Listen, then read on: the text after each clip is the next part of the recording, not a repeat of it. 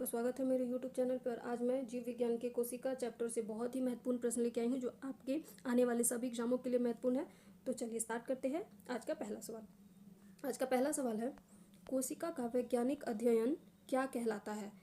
Mycology, phycology, cytology, इनमें से कोई नहीं। तो इसका सही जवाब होगा साइटोलॉजी कहलाता है कोशिका का वैज्ञानिक अध्ययन।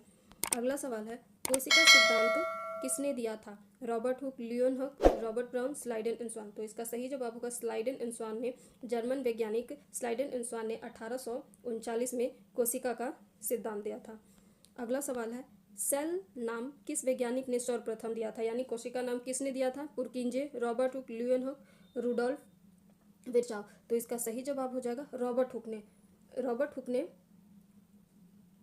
1665 में रॉबर्ट को 1665 में कॉर्क के एक टुकड़े को सूक्ष्मदर्शी से देखा और उसको सेल नाम दिया। अगला सवाल है, निम्नलिखित में से सबसे छोटी कोशिका कौन है? श्वेत रक्त कणिका, लाल रक्त कणिका, अमीबा, माइकोप्लाज्मा। तो इसका सही जवाब होगा माइकोप्लाज्मा सबसे छोटी कोशिका है और इसका आकार होता है 0.1 माइक्रोमीटर। अगर वहीं पूछे सबसे बड़ी कोशिका, तो सबसे बड़ी कोशिका होती है शुतुरमुर्ग का अंडा। और पूछे मानव शरीर की सबसे लंबी कोशिका, तो वो होगी तंत्रिका कोशिका, जिसको हम न्यूरॉन बोलते हैं। अगला सवाल है, कोशिका का ऊर्जा गृह किसे कहा जाता है?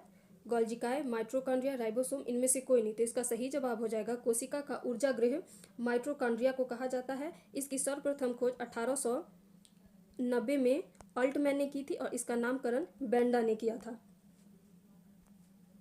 अगला सवाल है, कोशिका में प्रोटीन का संश्लेषण कहाँ होता है?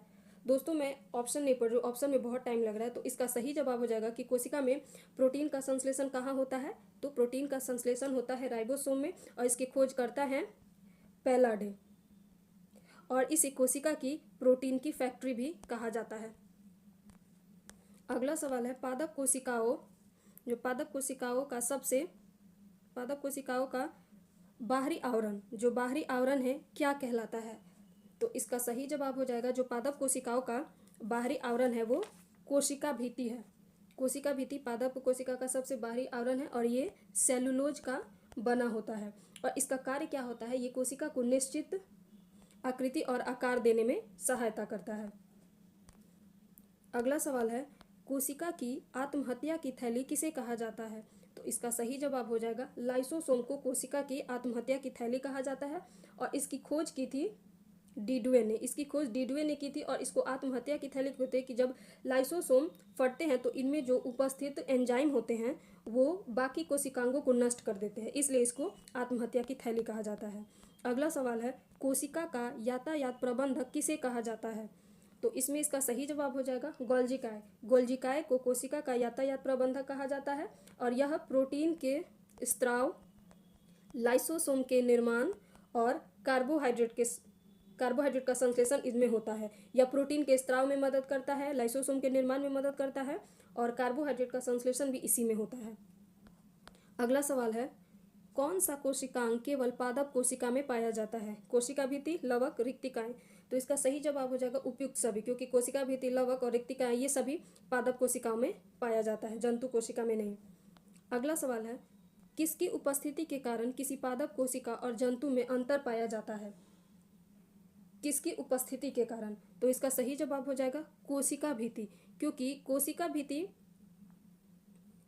जंतुओं में नहीं होती है। अगला सवाल है, निम्नलिखित में से किस में आनुवांशिक तत्व यानी डीएनए पाया जाता है जो कोशिका के क्रियात्मक कार्यों का नियंत्रण करता है? तो इसका सही जवाब हो जाएगा केंद्रक में डीएनए पाया जाता है और इसके खोज 1831 में रॉबर्ट ब्राउन ने किया था। लाइसोसोम जो कि मैंने बताया यह कोशिका की आत्महत्या की थैली, राइबोसोम प्रोटीन की फैक्ट्री होता है।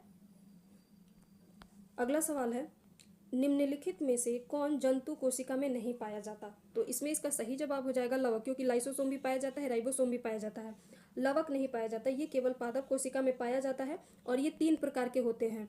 हरित लवक जिसको क्लोरोप्लास्ट बोलते हैं, अवर्णी लवक जिसको ल्यूकोप्लास्ट कहते हैं और वर्णी लवक जिसको क्रोमोप्लास्ट कहते हैं। और जो हरित लवक है क्लोरोप्लास्ट, इसको पादप का रसोई घर कहते हैं। ये हरे रंग का होता है और इसी के अंतर्गत प्रकाश संश्लेषण की क्रिया संपन्न होती है।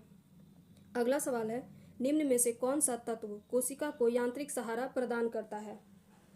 तो इसका सही जवाब हो जाएगा अंतःप्रद्रव्य जालिका कोशिका को यांत्रिक सहारा प्रदान करता है एवं प्रोटीन, वसा और हार्मोन का संश्लेषण में ये सहायक करता है। अंतःप्रद्रव्य जालिका प्रोटीन, वसा और हार्मोन के संश्लेषण में सहायक होते हैं। अगला सवाल है और इस वीडियो का आखिरी सवाल सॉरी, माइटोकॉन्ड्रिया निम्न में से किस में अनुपस्थित होता है, मतलब किस में नहीं होता है? तो इसका सही जवाब हो जाएगा माइटोकॉन्ड्रिया जीवाणु में नहीं होता। बाकी ये यहाँ पे होगा कवक दोस्तों, ये बाय मिस्टेक हो गया है कटक, यहाँ पे होगा ये कवक, यीस्ट, हरे सवाल इसमें होता है, जीवाणु में माइटोकॉन्ड्रिया नहीं होता। तो ये रहे आज के बेहद ही महत्वपूर्ण सवाल। अगर मेरा वीडियो आपको पसंद आता है तो शेयर करें और चैनल को सब्सक्राइब करें। धन्यवाद।